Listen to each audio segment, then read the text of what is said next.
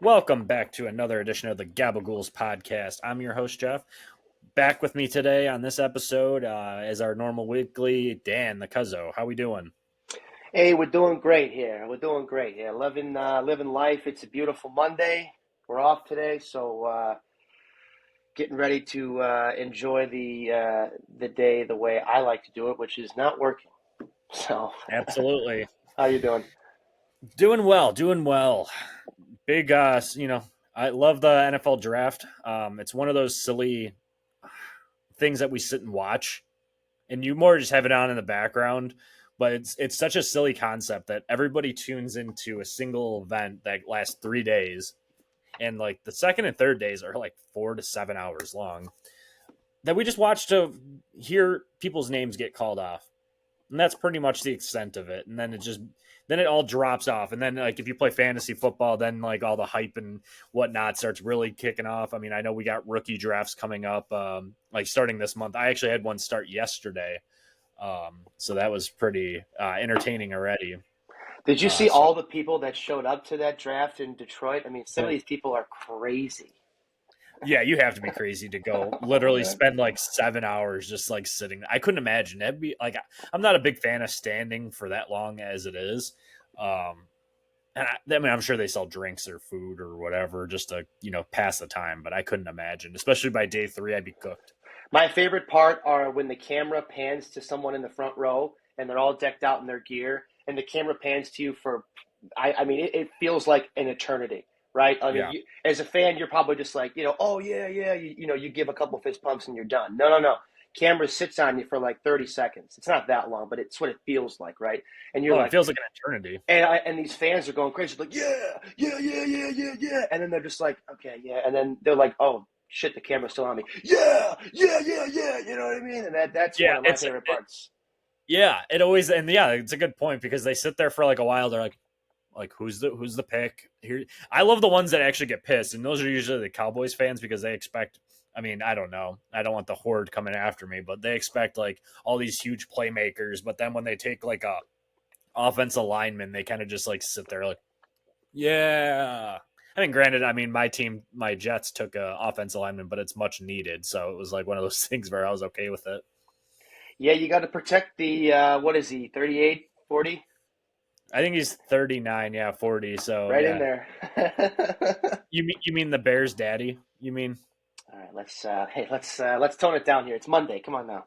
it's Monday? We have some baseball to talk about first, but I'm going to keep it very short and sweet with the White Sox. Holy shit, they actually swept somebody. They won back-to-back games in the first time all season. They took down a Tampa Bay Rays team that I thought was going to be a lot better than they were. Usually, year in and year out, they're pretty solid, but the Sox came to play. Benintendi had the walk off. I think it was Friday night to kind of lead us off into the weekend. And Eric Fetty, if you remember him from the Nationals days, he was pretty awful. But he went over to the KBO, and I don't know if you saw like his highlights. He won like the Cy Young and MVP in the Korean Baseball League. And that was like one of the not the selling points for the Sox, but kind of to show that like he got it back on track. And he went like 8 innings last night too. I did see some highlights of Fetty recently. And yeah, I did not know that he went to the KBO and had a crazy good year over there. But that's another guy for you guys. If he, just like you said, right? He was with Washington. He wasn't definitely wasn't very good.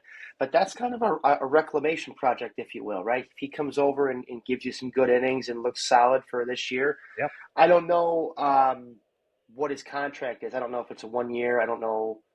We got him for two, and I think it was like 2 for 16, which that's fine. I mean, Yeah, you're taking a you need flyer on a guys. guy, and again, Yeah, if he pitches well, you got him for a 2 year at 16, and then you bring him back for a couple years and at cheap. I mean, it's a win-win. yeah, exactly. It doesn't hurt you. It's one of those like low risk, high reward type You know, pitchers. Granted, yeah. Go ahead. I didn't mean to cut you off. I saw Eloy just came back, and I think he's actually been swinging a decent bat. Yeah, yeah. It was actually the most Eloy thing happened, or Eloy, whatever we want to call him. I still say Eloy, but Eloy um, thing happened to him. Usually, it's funny or weird injuries.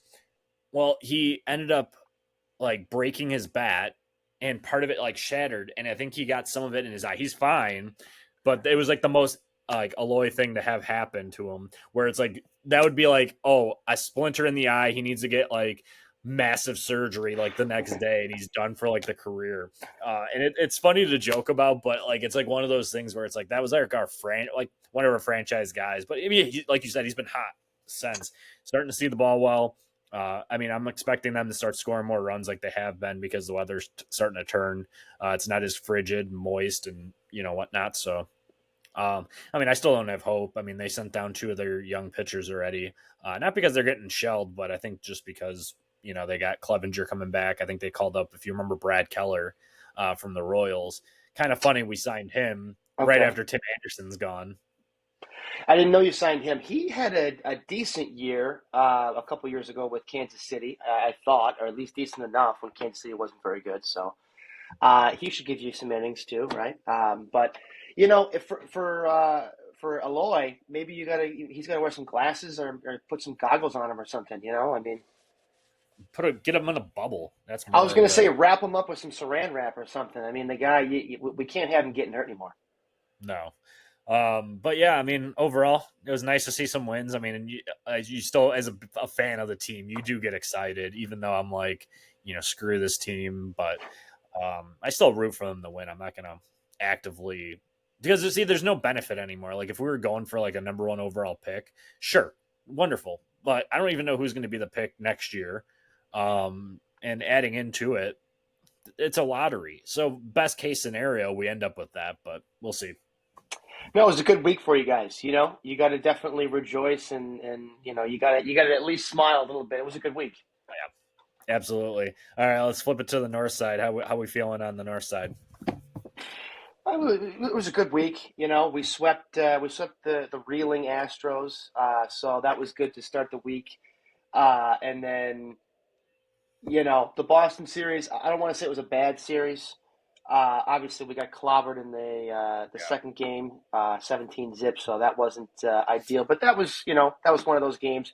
Every team's going to have a couple of those games this year. 100%.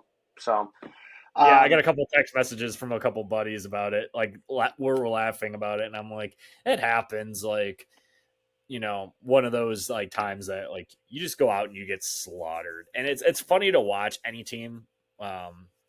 Anytime it happens, like I love when you see those scores where it's like 27 or 32. Like holy shit, why are you getting so many yeah, runs? yeah. Yeah, I So think 10 to 15 is a lot. When you're scoring in the 20s, it's like, all right, come on, that's a football score here. that's a But that's a beatdown. But yeah, yeah, it was one of those games where nothing really went right for us, and everything was going their way. So you scrap that one, sure. We looked good in the opening game against Cutter Crawford, who's had a really great start to the year. yeah, And then against Tanner Houck, I don't know how you say his last name. I think that's how you say yeah. it. You got it right. Yep. He's another one who's been he's looked good the last like 2 years or so. I think he's been up with Boston.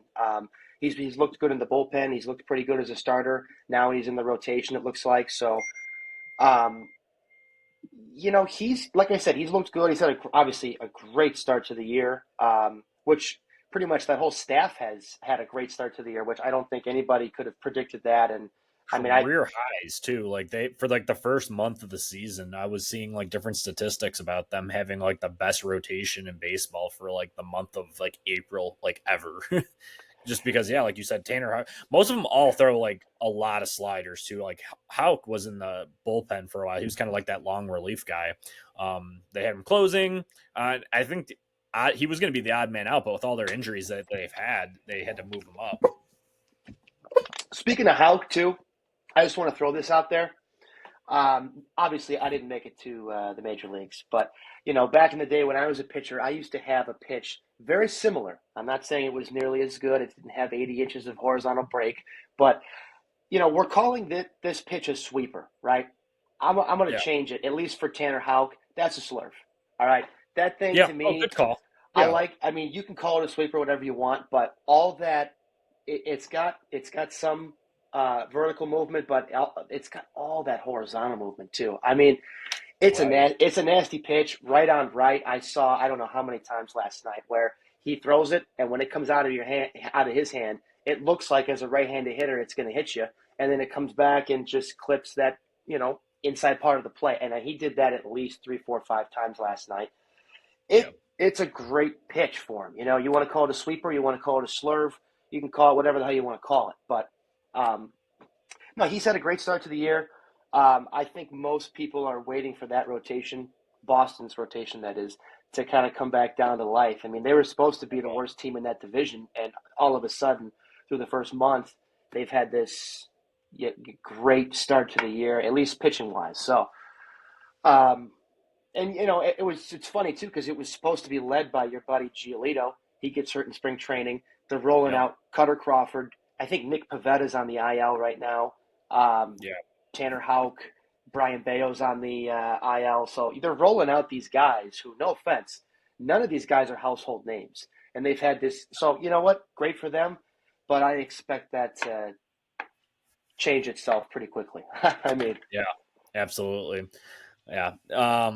Speaking of injuries too, the Cubs have been kind of hit with a injury bug in the last like 2 weeks too.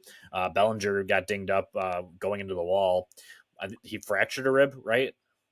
I don't know if he fractured a rib. If he did, I hope he didn't. But I heard he had something with the oblique or something. I saw him in the game when they pulled him out. I think it was in the Houston series. I think. Yeah.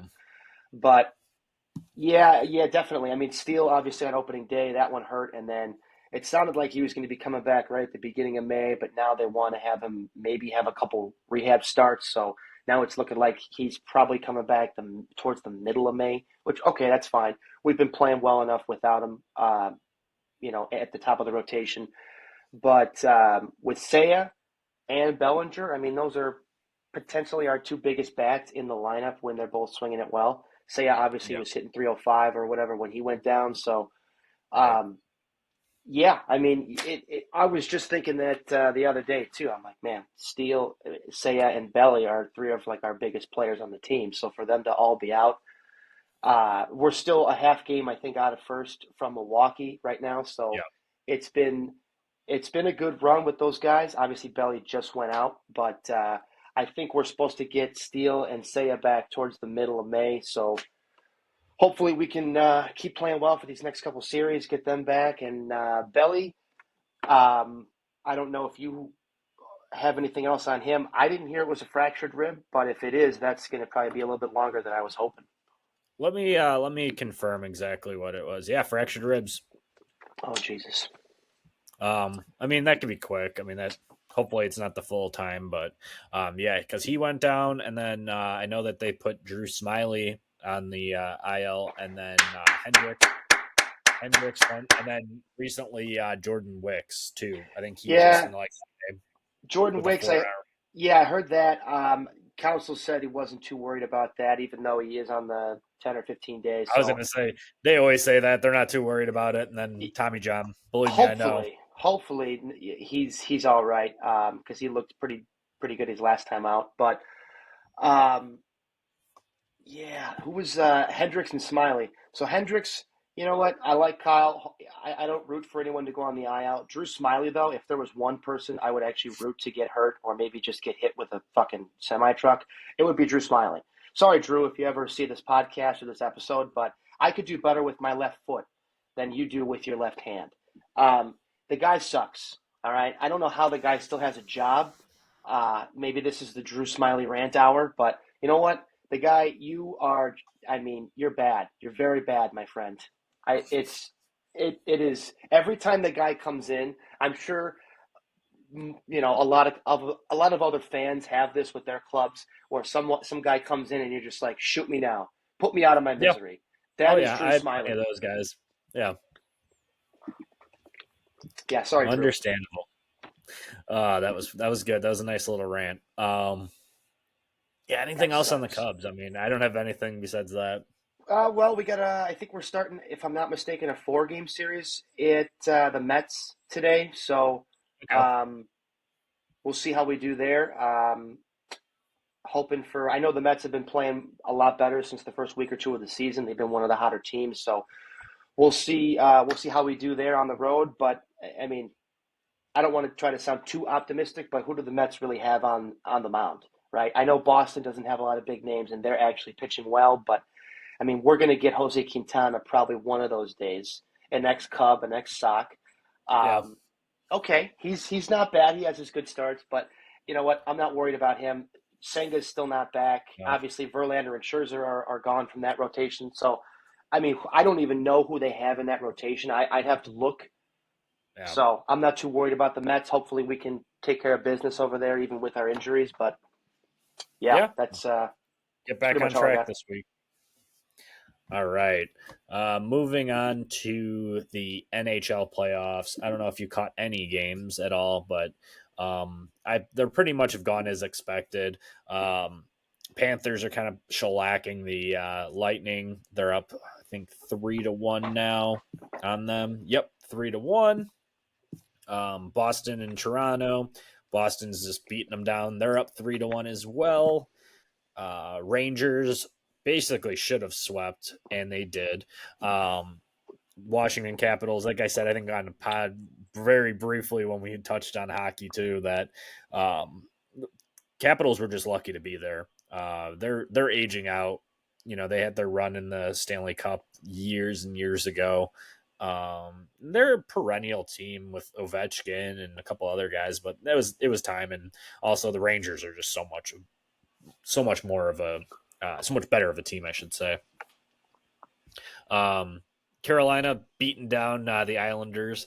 They did drop one game, but still 3-1 in that one. The closest series so far has been Dallas and Vegas, as I kind of mentioned too that would happen because they're very similar skill sets, very punch in the mouth type team.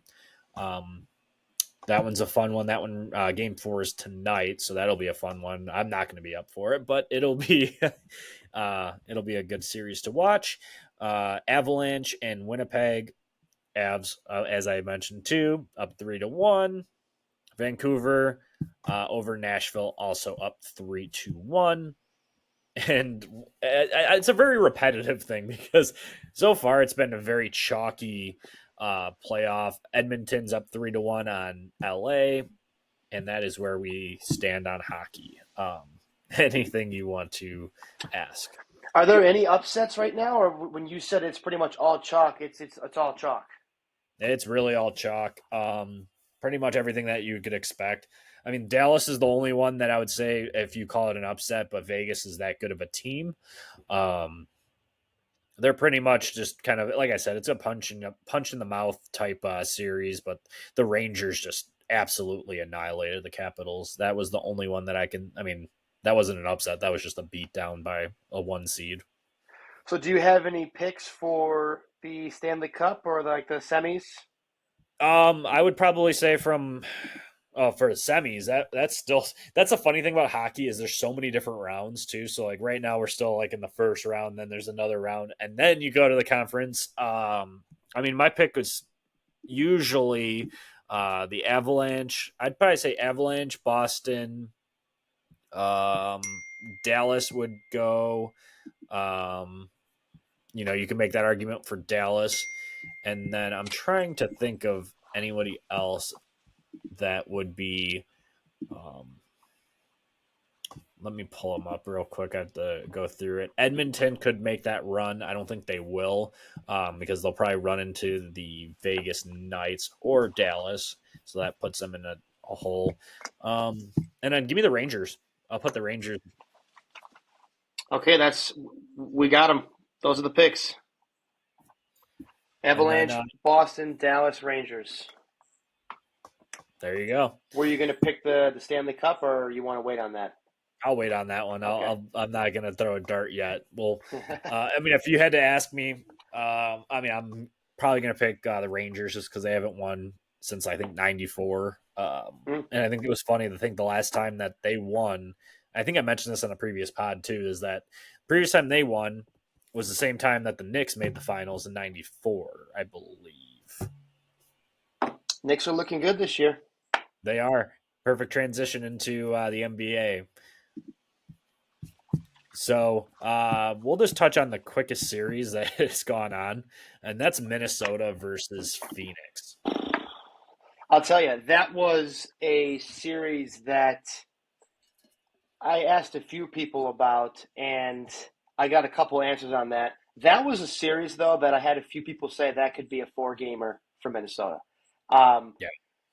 no offense to Phoenix, I like Durant obviously. I like Booker, but they haven't really done a whole lot with that team the last couple of years. And Minnesota, we talked about this I think on the last pod, but Minnesota and OKC both coming from as your buddy Drake would say, started from the bottom. Now we're here, right? So you got these two teams. I mean, watching Minnesota play, I haven't seen them play a ton, obviously, because they're usually playing at like 9 o'clock, and I'm an old man now. But Oh um, yeah, passed out. It's what happens when you have a kid too. You pass out as soon as you get the opportunity. but you had yeah, they swept the Suns, and your buddy Ant Man went for 40, and the Big Cat went for 28. So Carl Anthony Towns now has another guy over there, and really, let's be honest, the Ant Man is the man over there. Big Cat is definitely the number two over there now. Which nothing I to think slight him, but no, you know, and I think they're okay. I think they're okay with that dynamic. I think that's what Cat needed personally. yeah. Um, and then, do you know who was also the facilitator, the leadership? Is that Mike Conley? If you remember that name, he's still in the league, which is awesome. I still remember him in at Ohio State, but he's just a facilitator, and that team just plays really good defense. And I heard this morning that they were comparing their defense to the Nuggets, how good and how deep they can go. I don't know if they line up to play the Nuggets. I will fact check that after we move on. But my one take on Phoenix is that they needed a point guard to facilitate the mess. They tried to do it with Booker. They tried to get cute. That's just not their game. Bradley Beal is just always injured.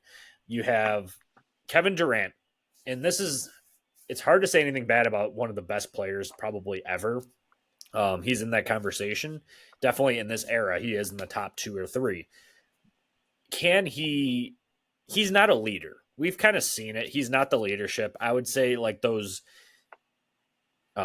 Golden State teams were always Steph's teams. They were Steph's teams, and it allowed Kevin Durant to win his titles and then kind of be him, where he didn't have to worry about the other guys.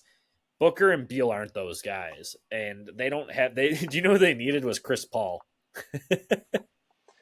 Now that's a big hey. I mean, CP3. I mean, what is he like? He, 45?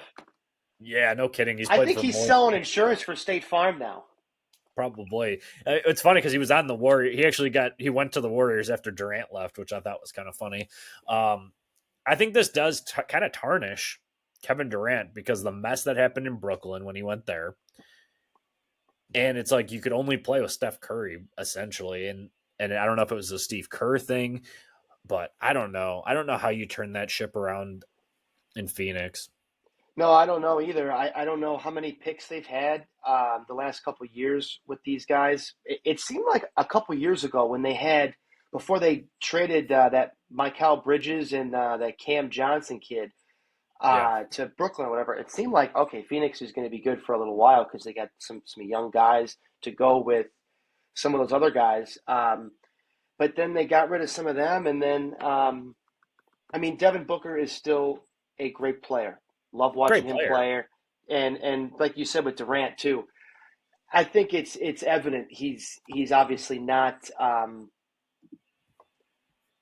When he was on Golden State, I don't know if you felt this way, but yeah, it was probably more Steph's team, but you still had Durant as the best player on that team. Oh, so yes and no.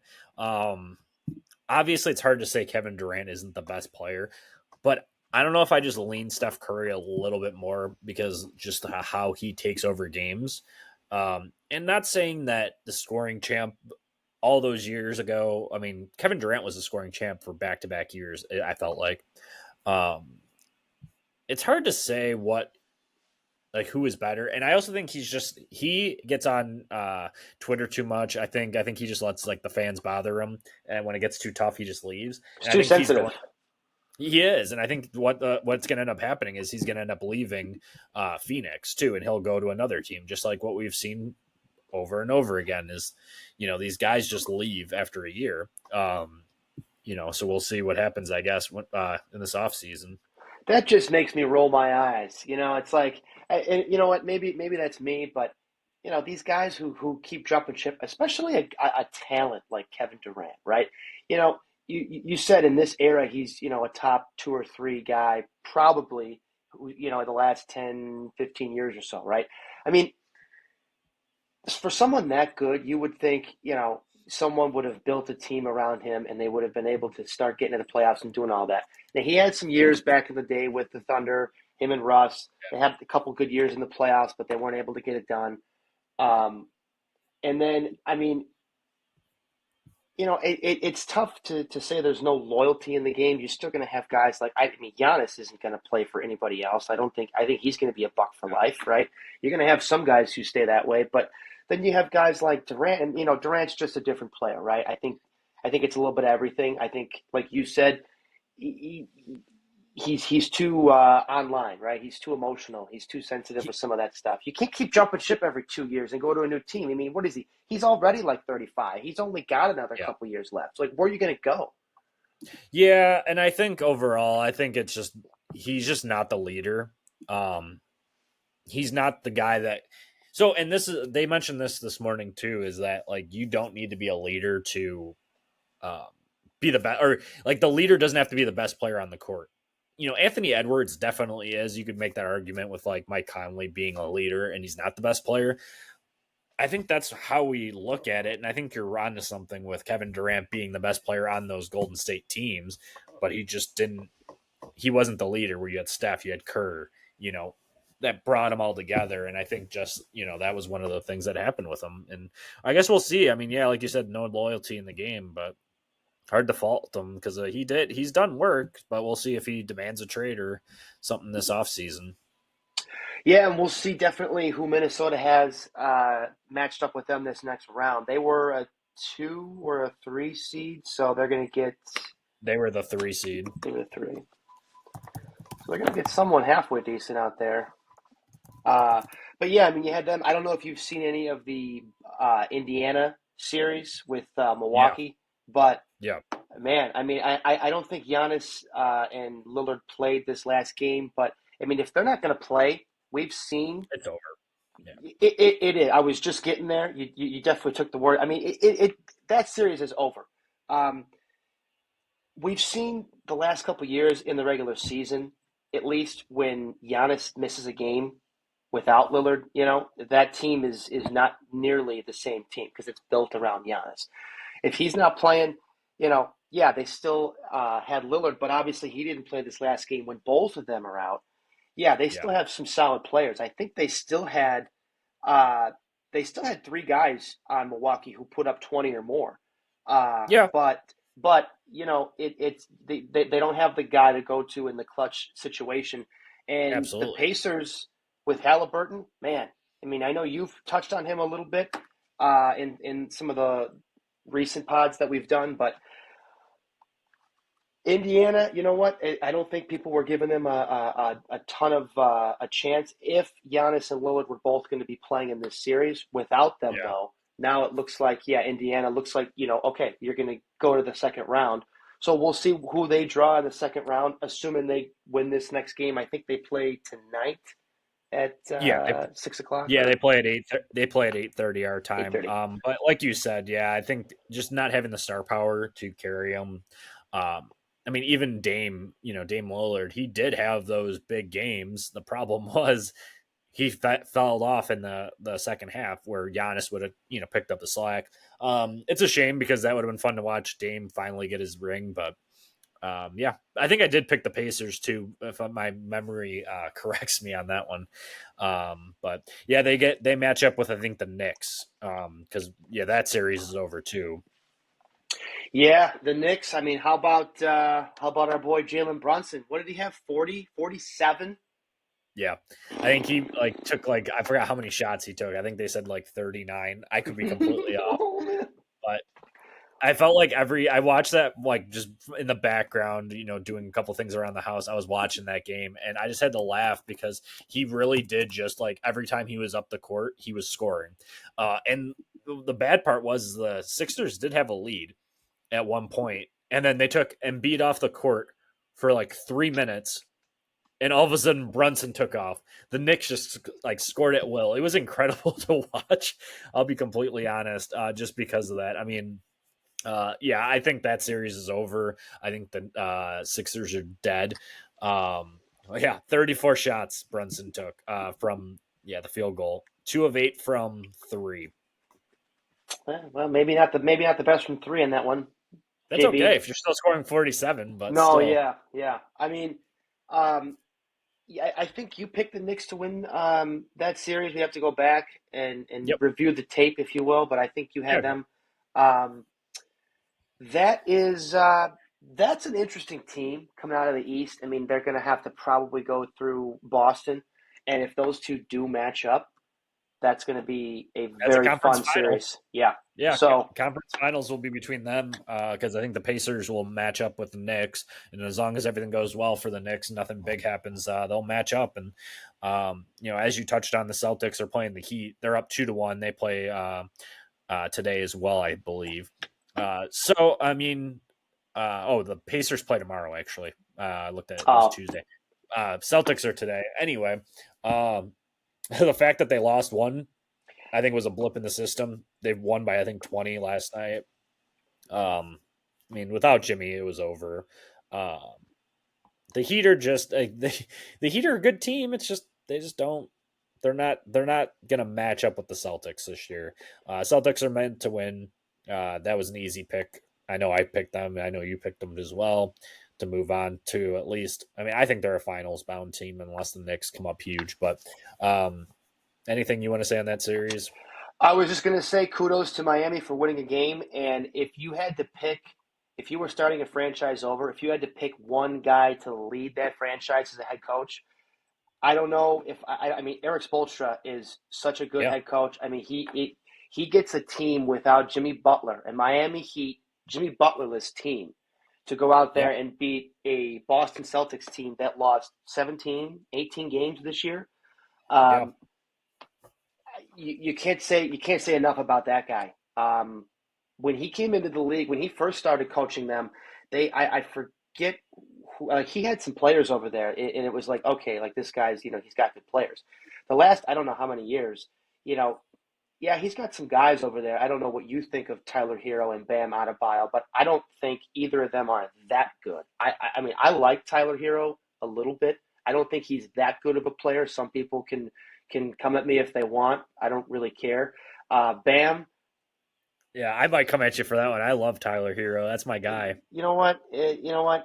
I could take or leave Hero. I don't think he's that great, but Adebayo, same thing, same deal for me. I don't think he's that good either. I think he's a very He's nice on player. He's on Team USA. He's the backup center now. I Probably going to be the starting just, one with Embiid's yeah, injury. you know what? I mean, I look at other guys in the league, especially other big men, and Bam is athletic. He brings other skill sets to that position.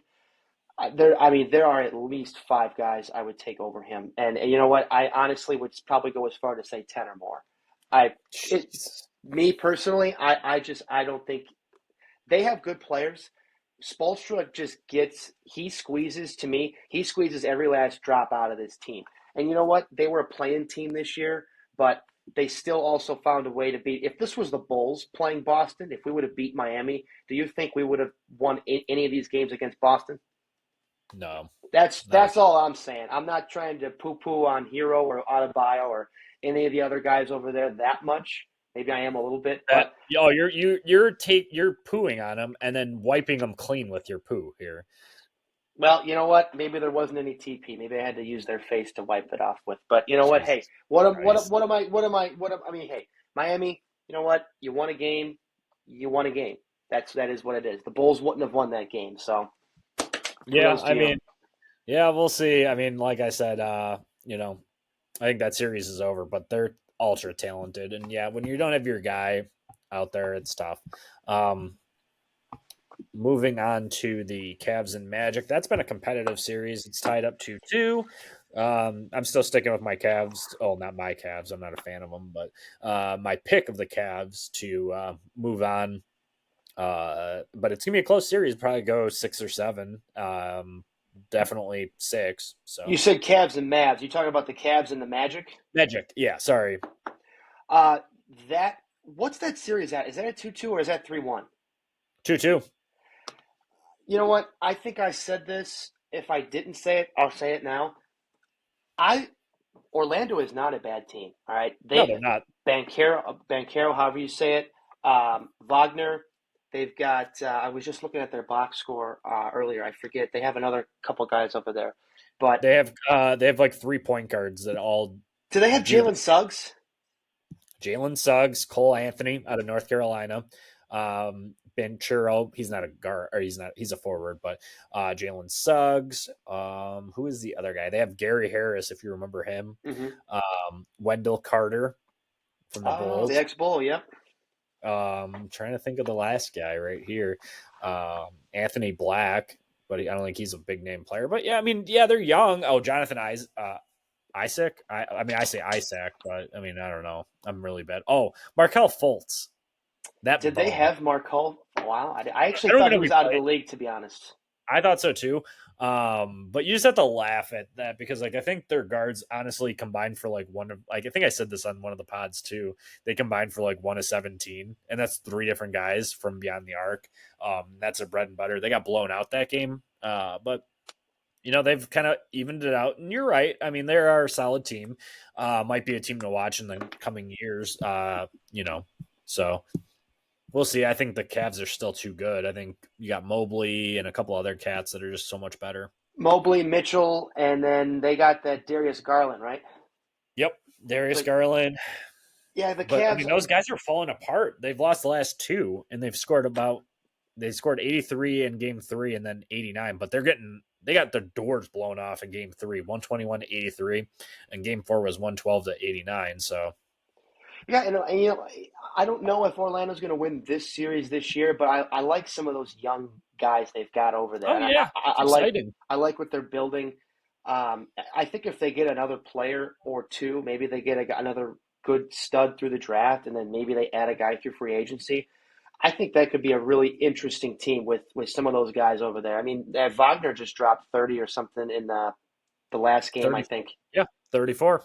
So you got, I mean, he's looked real. I mean, as an NBA East affiliate, if you will, being a Bulls fan, Yeah. we saw Orlando a couple times this year, and I don't even know if we beat Orlando, especially early in the year. They were a team I think that gave us fits.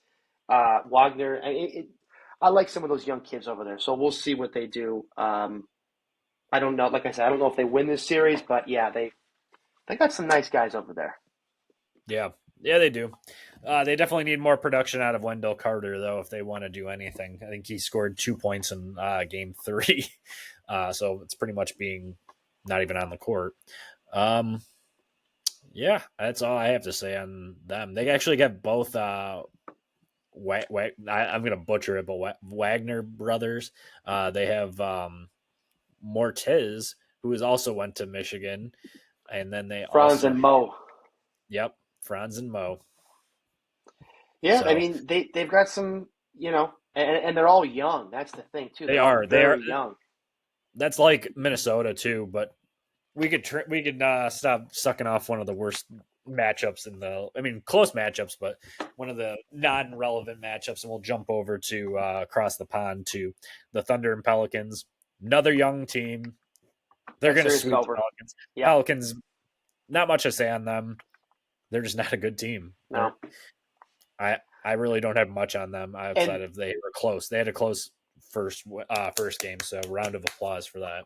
and vice versa from the Pelicans. OKC is a good team, right? I mean, New Orleans, the Pelicans really are not a very good team. They have Zion.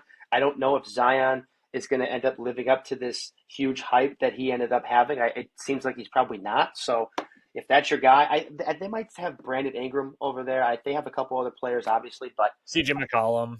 CJ. So they got a couple guys for sure. But you know, OKC with the year they had, and you're down three games to nothing. I'm sorry, that's just writing on the wall. And real quick, this is obviously another series, but we'll give the Lakers their props for taking a game against the Nuggets. Winning a game. Yeah, I think. Well, can we have a laugh too? Now it's funny that you mention it too. Is that they actually have led Yeah, more minutes in the entire series than they do wins. is that not nuts? What are the odds of that? That's like White Sox behavior there. That has to be the nuttiest stat of the playoffs, and That's probably insane. for the entirety of the playoffs. I mean, my one buddy Sean was telling me, and this is his words, not mine. He said he thought in that series those were two of the best teams potentially in the NBA this year. The Lakers have looked good in this series. I don't know if they're that good, but you know what? They should not be down 3 games to 1 with the fact that they've been leading for the majority of these games. They are not Yeah. closing games out. Whatever the case may be, they should not be down 3 games to 1 in this series. And I think Denver's a much better team, but Oh yeah. you know that's a fact. They should not be down 3 games to 1. Well, have you noticed too that Anthony Davis has made sure he has been that dude? So like when they do lose, watch them come back from 3-0. But so they didn't. So like if they do lose, he has made sure that it's not on him. Like he put up 25 and 23 rebounds. He's doing everything possible to be like, hey, I'm out here, I'm busting my ass, I'm doing everything I can. But I So mean, Bill Russell's stat line with all those for rebounds. real, just sucking in those rebounds. Um, that being said, though, I think the last game, did you see that video clip of D'Angelo Russell? Like they're having a timeout, team huddle or whatever, and he's sitting there like on his phone or eating food or something like that, like far off in the bench. I did not see that, but that's not a good look. No, it's not, especially for someone that like had such a good series last year against the Nuggets, where they were talking about how much, how much, uh, or how much excitement was coming from him and waiting for him to take that next step. He did have a nice night last night, scored 21, but still, I think Jamal Murray might be out in game 5, I believe. I thought I read that somewhere. Uh oh. So that might be an issue. Oh, he's questionable with a left calf strain. So we'll see tonight. Oh. And it's going to be interesting. I kind of want to just throw some money on the Lakers to win tonight, just because I think that they want to just stretch the bubble gum as far off and mold it Yeah. into some clay and just make this legacy game for LeBron. I mean, I don't know. It's hard to say. I mean, he's been one of the best players in this era. And do you know what's crazy to think about? The decision for him to go to Miami in 2010 was 14 The years ago, decision. and we're still talking about LeBron in this capacity about being like just turning it on and being that good and dominant. I still see that parody or whatever you call it with Steve Carell when he did that decision. I just laugh at that all the I'm gonna time. have to look that one up. It's not. I don't remember that. Oh, that's funny. Oh, it's good. Yeah, yeah. But yeah, I mean, I like I said, I think they're gonna draw this one out. I don't think the NBA wants to get rid of LeBron yet. They would match up with the Timberwolves though next round. So And then last but Denver, not least, yeah, Denver, Denver, Minnesota. Denver. Yeah, that's gonna be a hell of a series. That's gonna be must watch. You glue your ass to that seat and you watch it. Agreed. That being said, let's move on to the Clippers Mavs. That one's tied up 2-2. Um, the Kawhi-less Clippers. I mean, he's hurt. He's see. That's the thing is he's going out there and genuinely trying to play. He's banged up, which is always the Kawhi thing since he won the NBA Finals. Um, That come back and series has been a great series. it has been. It's been fun to watch. This one was a lot. Game 4 yesterday was a lot closer. 116 to 111. Luca, he had 2 fouls in the first 2 minutes, and that's kind of where they kind of not lost the game. I don't want to say that, but the Clippers scored 39 points in the first quarter. Yeah, no, I mean it was. You saw that I put that game on, and you're thinking like, oh Jesus, like we're in Dallas, and the Clippers are taking it to the Mavs at home, and Yeah, um, Kyrie I think went off, had a game. I think he had 40. Luca had 28 or something, or 29. So they both played well. But you also had, and Paul George, I think, had the majority of these in the first half, but he had him and Harden Playoff both Paul. had 33. Yeah. So, um, Oh no, it's Playoff P. Playoff P is his nickname. playoff Pete, playoff Paul, whatever you want to call him. P Paul. That series going into it before any of the games were played on paper, that was supposed to be one of the best series with some of the star talent and just kind of the seeding and all that, and it's lived up to it with 2-2. Um, I mean, I picked. I think we both picked the Mavs to take that series.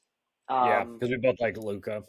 Luke is just the guy, but when you've got Kyrie putting up 42, I mean, it's And they it's traded for Daniel Gafford too, which is kind of an underrated. He wasn't really out there too much yesterday, but still, like on the stat sheet at least. But the Mavs are just an interesting team. Yeah, I mean, well, when you've got a 6'8", 6'9" point guard like Luca, who's this young, who can shoot the three, who can do basically everything, Yeah, um, and you've talked about facilitators a few times. He's a guy who literally can do everything. He can facilitate. yeah, He can get the ball to Kyrie so he can drop his 30 or 40, along with him being able to get his own 30 or 40, and then he can get it to other people to get their 10, 15, 20 or whatever. He's just so talented. I think after his first year or two in the league, people have been waiting for him to sort of take over the league, and I don't think it's happened just yet as a full takeover. Like this is the guy, but he's been in that conversation pretty much ever since he came into the league. So it tells you what type of player they've got over there. And I mean, to me, too, that particular team, you could say they tanked last year, but they were terrible last year with Kyrie. And then fast forward to this year, you mentioned the trade for Gafford, but it's mainly Kyrie and Luca, and those two, for whatever reason, didn't work. They tanked, whatever you want to say, last year. Now this year, they're one of the best teams in the West. I forget where they were ranked, what the seat was, but you know, right. they that series, like to sum it up, it's lived up to it so far. I know Kawhi's playing a little banged up. At least he's out there. I mean, Well, I know, and that's what the thing too. I was gonna say is that it's actually nice to see that like he's still trying to go out there and put the effort through. But team stepped up. It's still gonna be a fun series going forward too. So let's just see what next week brings. All right. Anything else you want to mention on the NBA? no, just excited to watch a couple games tonight, and I'm getting excited for that second round. Really, I mean, Minnesota, Denver. I mean, I know there's going to be other matchups in the East and the West, but that one, just looking at that right there, I mean, like you said, that's must-watch TV. 100%. All right. Moving into the bell of the ball, as I like to call it. And we kind of touched on it to start it, but the NFL draft. On the last episode I did with Richie Fourbags, we did break down the first 3 rounds pretty heavily with like just pretty much offense. We didn't go a whole lot into defense. I'm not going to go into defense and bore everybody. But I want to hear your take. What was just some of the big things? Your interpretation from this draft. Like what stood out to you? Well, obviously, being a Bears fan, first and foremost, you got to start there with Caleb, and then Odunze going at 9. I think that was kind of a nice little icing on the cake, if you will. I don't know if we were expected to be able to get Odunze, and then I mean, obviously, the pick before that is probably the wildest pick of this draft with Atlanta. I mean, Atlanta gave Kirk 100 million guaranteed, but it was like 160 or 180 million dollars total, 100, right? yes, sir. 180 and 100 guaranteed. And the guy's, I know we know he's older, but you expect him to play out the majority of that contract, and then you go and sign Michael Penix. What I'll say is Penix is a guy you'd know more than I would, but I've seen Penix throw the ball just a little bit, and you know what? I've heard other people say it too. That dude can sling it. He's got a great He's arm. The way the ball comes off his hand is beautiful. He's also been banged up a little bit in his career with some injuries, and if you Yeah, go through that if you haven't already, and I might try to pull it up while you're talking. But the amount of injuries he sustained and the fact that he still continues to play is just amazing. But go on. It's crazy that you're going to take a chance on this guy. I mean, I think a lot of people have tried to rip Atlanta a new one because of those two things. You signed Kirk to come over, and it's like, okay, Atlanta, when they signed Kirk a month ago, whenever it was, it's like, okay, now Atlanta is a very interesting team going into the year because you've got a guy who most people would say probably isn't a franchise quarterback, but at least fantasy wise, he puts up numbers. The last couple of years, Kirk's been putting up really good numbers. He's had weapons to throw to, and now he goes to Atlanta, and you're like, okay, he's got a very interesting young receiver in Drake London. You've got a tight end who just a couple of years ago coming out was one of the best tight end prospects we've seen in a while, who has had nobody to throw him the ball his first couple of years. And now you've got one of the most exciting young running backs in Bijan Robinson over there. So you've got a really nice collection of pieces for Kirk to use. Now, with the eighth pick in the draft, you've got so many options to go with. The guy just had an Achilles injury last year. So we could have taken an offensive lineman, right? If we really wanted to. Could have gone there at 8. And I'm not a Falcons fan. I'm just a Kirk fan for fantasy reasons.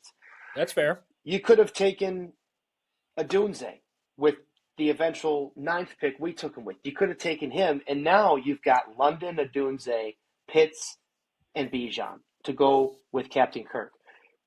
I mean, on paper, that is a very formidable offense, or at least should be. Now you decide to go with Penix. I don't know everything with the rookie contracts, but I believe they're usually 5-year deals. So for a Usually. quarterback, you take this quarterback, you had all these other highly skilled players you could have taken, right? They could have taken Brock Bowers if they really wanted to. I know you have Kyle Pitts. What's the problem with having two big time tight ends? I don't think there's a problem with that. Now, okay, they didn't take him. Could have taken a big time receiver in the Dunze. You take a quarterback, and essentially it's a 5-year deal. You signed Kirk for 4 years. So you start digging into, you're paying this guy, Kirk, a lot of money to go over there for 4 years. Assuming he's healthy, you've come out and said he's your quarterback. Is he going to be the quarterback? Is he going to play out this 4-year contract? I think that's the next question we have to ask, because now you've got Penix over there, who's this young kid who, yes, he's sustained a lot of injuries, but yes, he can sling it. Obviously, the talent's there. Um, they can sit there and say, "Oh, we just didn't want to let that talent go by. We really wanted to take that guy." I mean, that's obviously the wildest pick of the draft, though. For the Bears, Caleb and Adunze, as a Bears fan, I know you're a Jets guy. Yeah. As a Bears fan, when is and I know you're a football guy too. When is the last time you looked at the Bears offense, not the defense, not the team, Yeah. just the No, I offense, understand. and you Yeah. said, you know what? This has the potential to be a team that actually scores some points this year. I don't want to say top 10 offensive team because that's a lot to put on a rookie quarterback. And there's also a lot of other really good offenses in the league. But I think the potential is there for the Bears. Like I said, I don't want to go and say top 10, but I think the Bears have a potential to be at least in the top half of the offenses in the league, maybe closer to top 10 with what we've done. Hopefully the O line can hold up. But with what we've done, I mean, a couple of years ago when we won those 12 games or whatever, we had Mitch as the quarterback. Um, no one was really oohing and on over the offense. It was the defense No. because we had the most takeaways that year and we had the most points off of takeaways that year. So the defense was able to put the offense in great positions. Our defense isn't supposed to be nearly that good this year, but it should still Maybe be top pretty eight. decent. They could be a top 8. Should still be pretty decent. And then, like I said, for me, I can't remember a team, not even when we went to the Super Bowl when we were some young, That was defense. you know what I Defensive mean? Hester. The Bears have always been a defensive minded team. So Ryan Poles has come here and said, we're going to change the script. We're still going to be a good defensive team. We got a defensive head coach. But he said, you know what? We've never drafted the quarterback. The Bears are the only franchise in NFL history who haven't had that 3,000 yard or 4,000 yard passer or whatever it is. So he Yeah. said, no, we're going to change that. So you're a USC guy. I'm sure you like Caleb. I'm I sure you love it. like. Oh, I love it. I'm rooting for him. I already got the jersey. So I'm gonna fanboy for him. I'm not gonna root against him, obviously. I don't care. Jets fan still. But I'm going to root for Caleb. I always will. And I still root for Sam Darnold, and he's with Minnesota for the time being. But yeah, you're right. I think the 2014 team, you could make the argument, slight argument, because you had Jay Cutler, Brandon Marshall, Matt Forte, and Alshon Jeffrey, and then Martellus Bennett, where they had kind of like just those, they were just huge wide receivers. I mean, they were tough. And then I think Jay got hurt, and I think that's what screwed them over. Uh, but that being said, they had a good team. That was kind of the end of the Urlacher era too.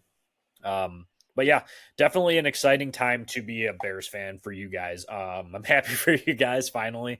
Hopefully, you guys get the little brother syndrome out of it with the Packers, and you guys could have some gunslinging with Jordan Love and Caleb. I think you guys did. I mean, Poles did everything he possibly could do to set him up for success. He's got Right. the veteran wide receivers with Keenan Allen and um, DJ DJ Moore. Moore. Thank you. Um, so you have him. You got Komet. He's signed for a couple of more years. He's across the middle. You have a run game with Swift and the other two backups with Herbert and Roshan. Roshan. You got those two. You could pound it. The game's not going to be as much of like, oh, we're watching Fields run. It because Caleb's and you can see some of the highlights and you see all the rushing touchdowns and it's like, oh, another running quarterback. He can't throw. No, he's balanced.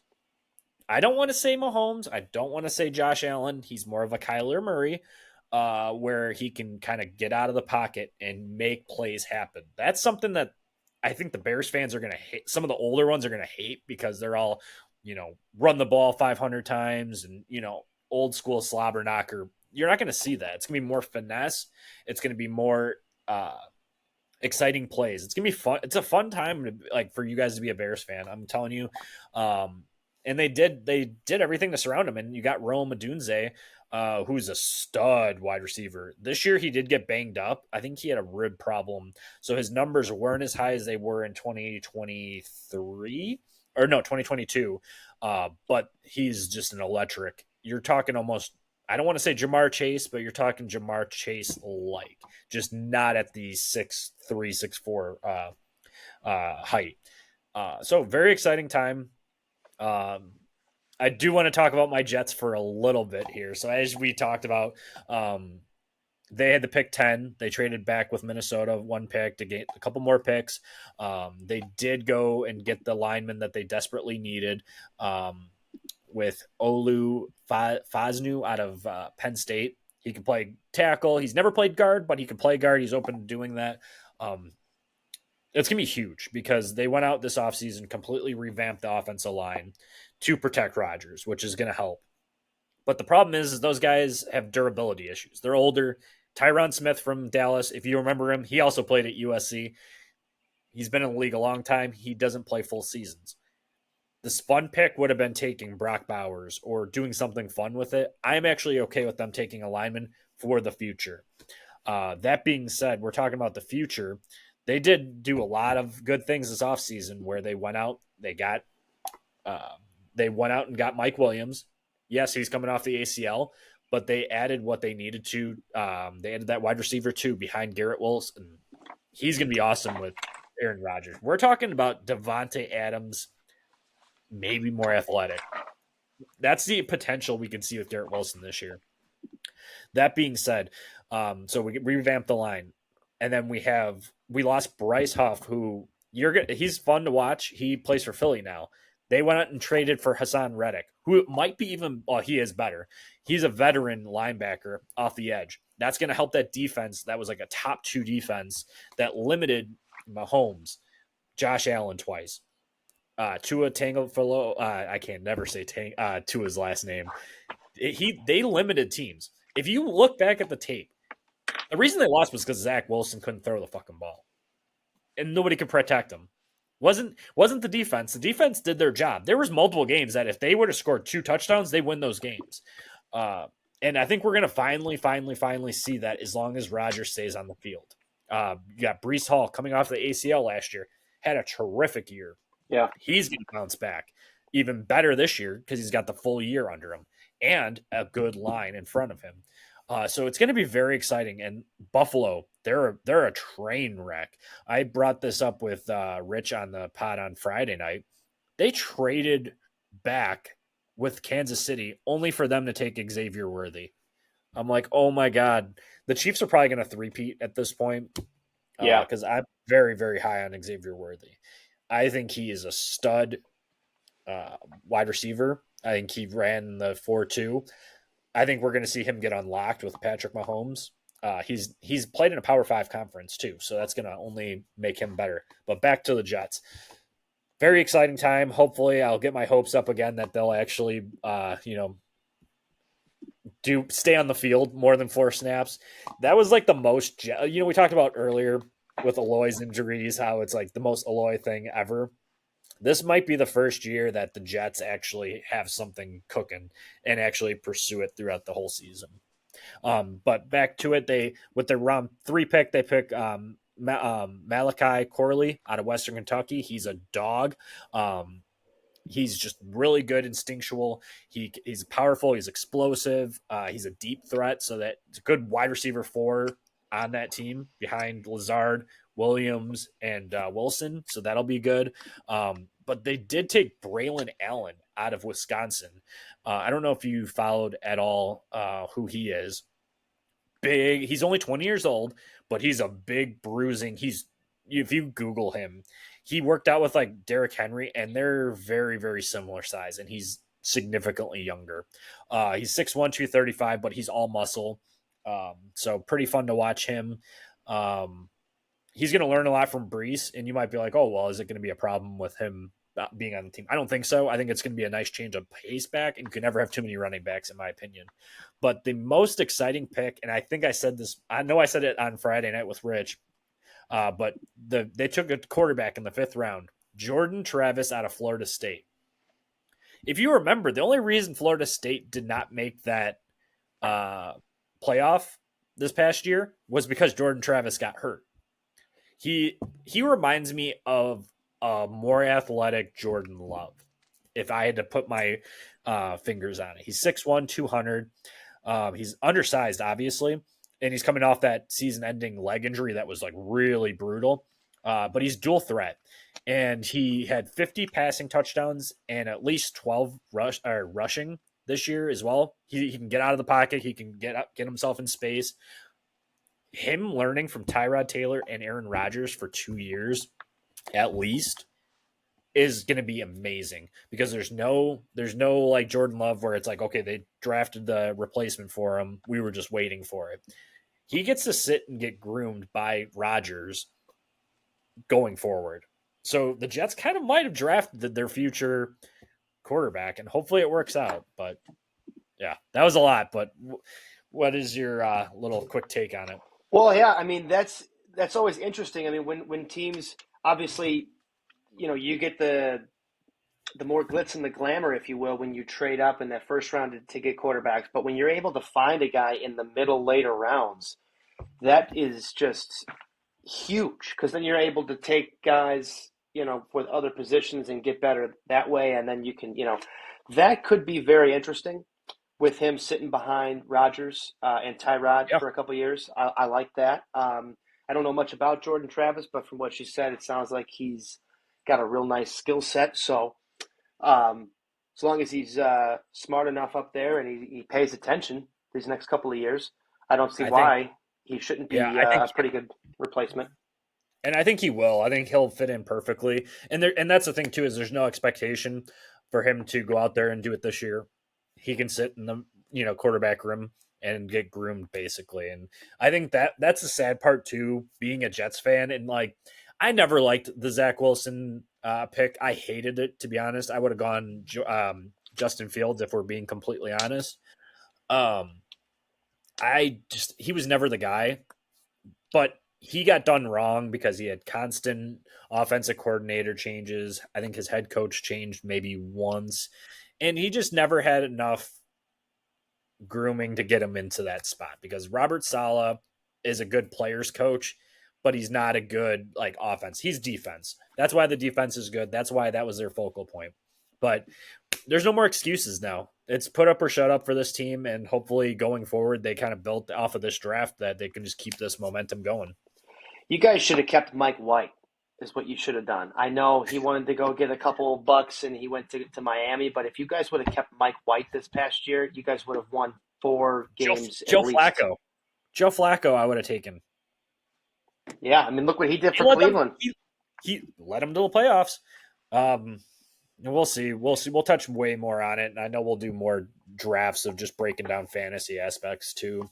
I wanted to ask you about some of the top uh, guys that went in the draft that we didn't touch on. A couple Yes. of the quarterbacks and a couple of receivers. So obviously Caleb went one. What do you think of Daniels and May going 2 and 3 to Washington and New England?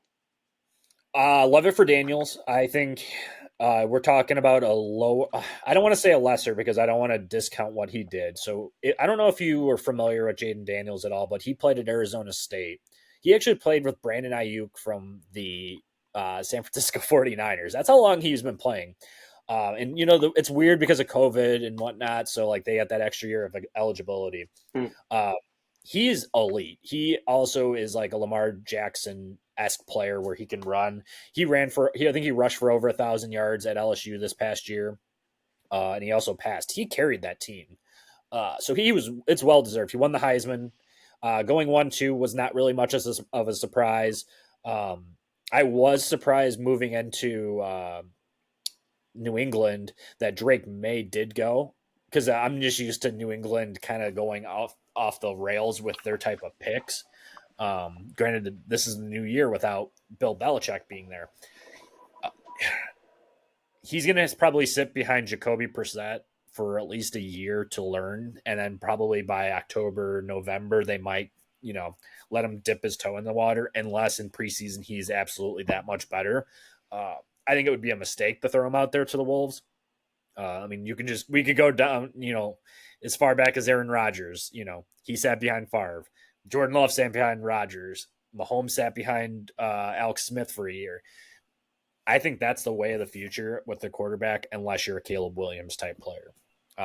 But Drake May, I feel bad for him because he has nobody around him there. And he would just struggle this year if he starts. And I really hope for his sake, because he seems like a good kid out of North Carolina, that I don't want him to be a flame out. He won't after 1 year, but they're going to need to surround him with more. They did draft his last name is Polk out of Washington in the second round, early second round. That was a way overpay. I don't know why they drafted him that early. Maybe they like what they saw, but they did take Javon Baker. Remember that name for fantasy. Jot that down across all your leagues. He's going to be amazing if he gets the opportunity. He is just a physical beast and a red zone threat that you can use all over the field. Okay, and then this one to me was a little interesting because I didn't hear his name as much during the year, and then once the combine hit, his name started to pop up a lot more. JJ McCarthy. Oh, I love so obviously I've said it on Friday's pod. I said it on March 24th. I actually reposted it on our Instagram, Gabagools podcast Instagram page and on TikTok. I reposted my hot take about JJ McCarthy being a top 15 quarterback if he starts this year. I don't think he starts this year. I think he sits behind Sam Darnold because they're just going to play out that the contract with Sam, but they're going to build that offense around those two players. And I even said, I think on that podcast that Minnesota would be the perfect landing spot for him. You have Justin Jefferson, who is arguably the best wide receiver in NFL right now. You got Jordan Addison, number 2. He played at USC. Fight on. TJ Hawkinson across the middle. You already know what, Bears fans specifically know him because he played with Detroit for all those years. Now he's with Minnesota. He was a top 2 for fantasy, at least, tight end. Kirk loved feeding him. They're going to continue, but I think he tore his ACL, so he's going to be coming back. And then you brought in a veteran, Aaron Jones, who can take a huge load of the carries. So that's going to make it even easier for him to step in and just work his way in. And I think that Sam Darnold being there is the perfect kind of, not scapegoat. I don't want to talk badly about Sam here, another Trojan. But he's going to be like the perfect stopgap where it's like, okay, Sam goes off. by October either gets hurt or just has a 3 interception game against Detroit and then gets benched for JJ. Um, as long as once again he's groomed, JJ is going to be that guy that is the system quarterback. He's athletic. He's got a decent arm, a pretty great arm. I think he threw like 60. I don't want to say 62 miles per hour, but he was like in the top 2 or 3 at the combine for speed on the ball. I don't know what that means, but I mean it's good enough for me. Um, yeah, I can't say enough good things about JJ McCarthy. I mean, yes, he could be a system quarterback, but Jim Harbaugh at Michigan liked to run the ball. Okay, and then a couple of the top receivers I was going to run through with you.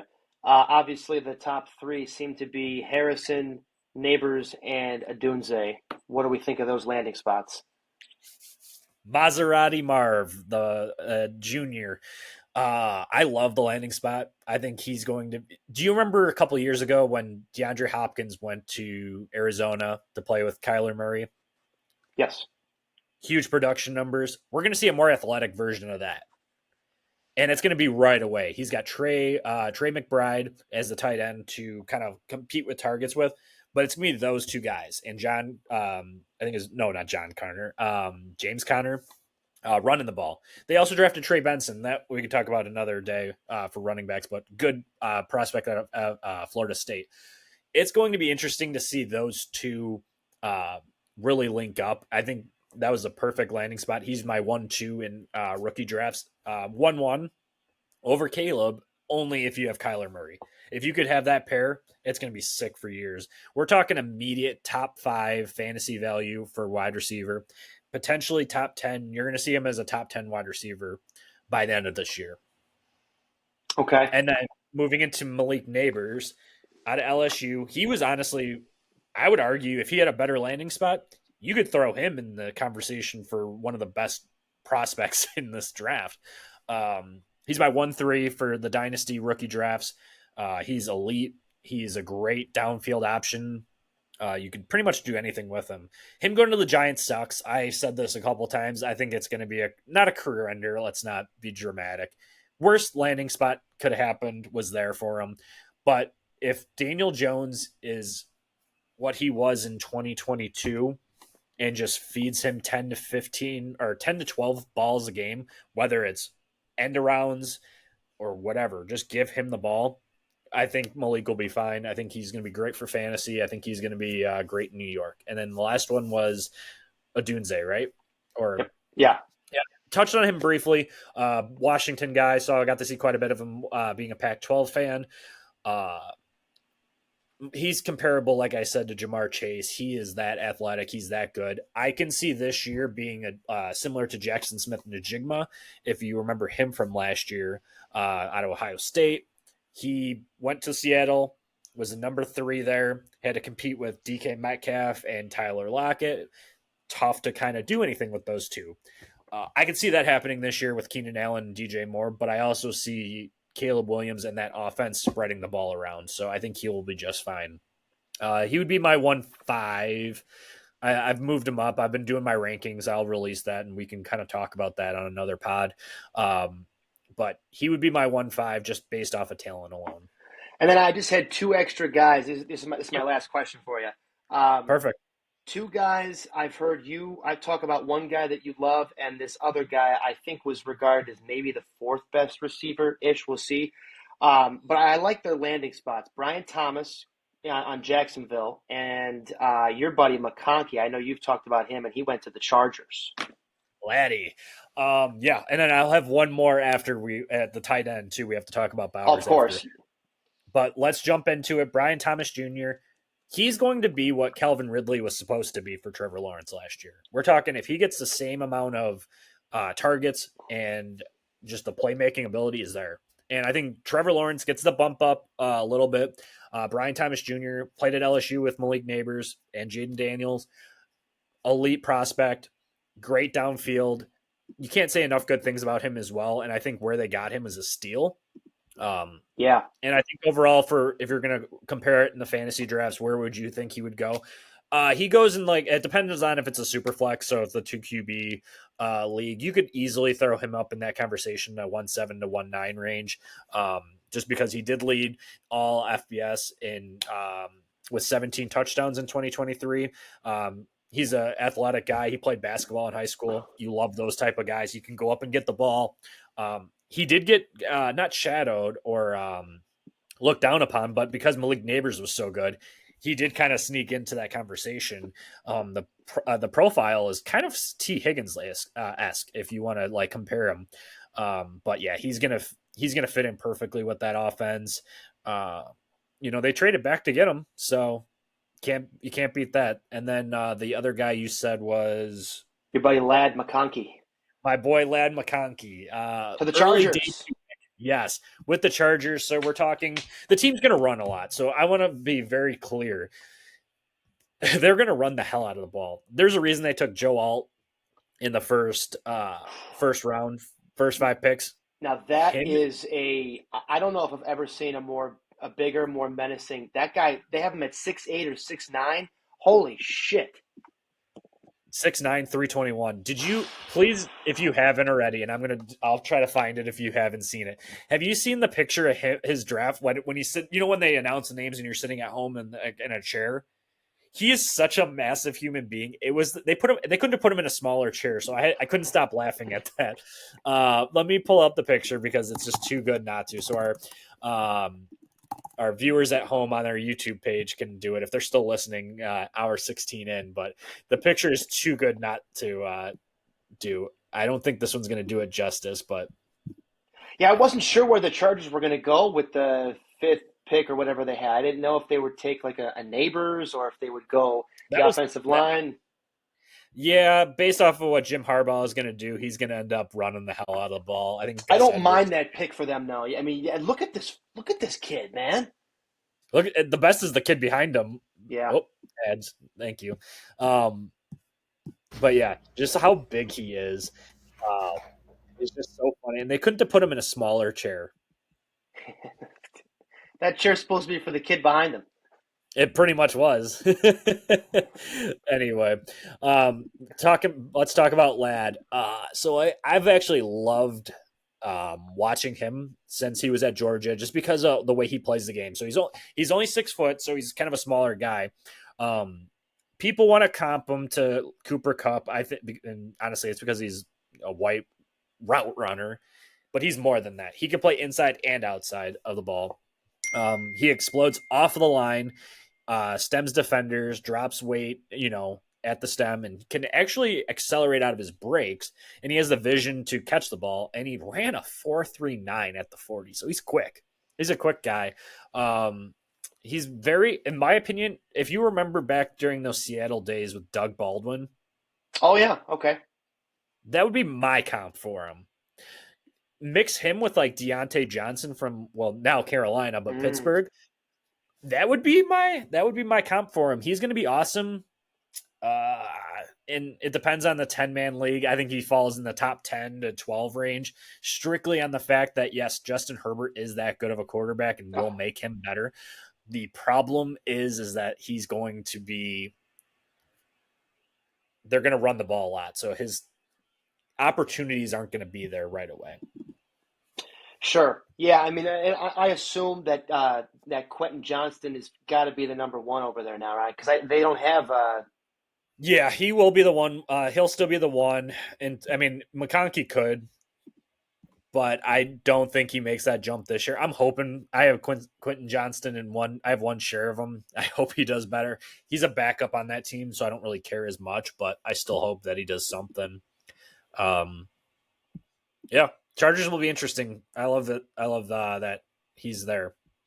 Yeah, those were 2 kind of bigger takeaways for me because I had heard, Brian Thomas. I've heard his name a lot, and I honestly think he's going to have I think he's primed for a really nice year going there with Lawrence, as long as Lawrence has another really good year. And then, just like you said with McConkey, you know what? They might run the ball more, but I also think that the prospect. I mean, with Herbert there, if McConkey's really that good, I could see him getting open a few times a game, He will. He's that good. You're gonna love seeing like the route. My favorite are the people who like over the summer they'll be working out in shorts or whatever and no pads, nothing. And they're making like kind of fun catches and now like the whole. I know you're not as big into it with it, but like the fantasy community goes nuts. They go gaga over it. Sometimes it helps. Like Puka Nakua, as you know, this year he broke out on the scene. People loved him post draft. He went undrafted. I was able to get a lot of shares of him because of it. Um, but I'm not saying Heat Lad's going to be that type of guy, but people are going to blow him up. The draft boards, especially if anyone has their rookie drafts in July, August, you're going to see him fly up the boards. But yeah, can't say enough good things about him too. Okay, all right, good And to then know. last but not least, the bigger run is Brock Bowers going to um, Oakland. Generational talent. I said it on the pod on Friday. People are worried about Michael Mayer being there. I'm not worried about it at all. Talent beats landing spot every time. That's why Malik Neighbors is still going to be good. Brock Bowers is 6'3", 243. He can run the ball if you need him to. He can do your dry cleaning. He can, what's that line out of Friday Night Lights? Do you remember that? He can kick the ball. He can throw the ball. He can, water your plants, do all that stuff. Kind of Booby Miles-esque. No, he's just one of those athletic guys. He reminds me of George Kittle a little bit, maybe even more athletic. He'll grow into it. The only thing, honestly, and I can speak to it for myself too, is that he just needs to do something better with his hair. Yeah, I don't love the hair either, but I guess for me, the big issue with him is it's similar with Neighbors. Is yeah, who's going to get him the ball, right? Daniel Jones, you Minshew. don't always Minshew over there. Yeah, and I think he'll start. I really do. I think the Aiden O'Connell, I mentioned it on Friday too. You'll have to go listen to that pod. I think it's only like 30, 40 minutes. But we kind of touch on how they'll do like dual threat with the tight end. Yeah, I mean that was I don't that was another interesting pick too, right? Because it's like they just took Yeah. Mayer last year out of Notre Dame. He's supposed to be this real big tight end prospect. Okay, you took him. Now you take Bowers, and they don't even really have a quarterback. I mean, sure, Minshew's not bad, but um, Aiden O'Connell. I mean, the book's still out on him. We've seen him play a handful of times. Doesn't seem like he's the answer. So No. that would have been my worry too with trying to get him. I still want him, obviously, if I can get him in my draft, but I don't love his landing spot or Neighbors. Is just because fucking the Giants. I mean, come on. I know. But talent over, I'm telling you, talent over skill. So if I'm going to put you on the spot with your 1-3 pick right now in our One fantasy league. four. Oh, I have Oh, 1-3 in Gridiron. Okay. yes. Who would you pick right now, given that Caleb and Marv will be gone? God, that's right. I do have the third pick. Yeah, you know what? I've been kind of toying this with my other league too. I'll ask you this off air if you want. But Yeah, with the third pick, a GM doesn't reveal their secrets. We'll leave it yeah, at that for you. yeah. I won't put you on blast. It's fine. With the third pick, I have to look at my Gridiron team again. I don't know if I have like a. I think I have Bryce Young and Derek Carr. I think are my quarterbacks. So, um, is that a super flex league? Can you start two of them? Yeah, Oh yeah. I might have to look at Jaden Daniels with the third pick. I mean, honestly, too, I got to look at my receivers. Neighbors is I'm trying to You could get him use in help my in league. both.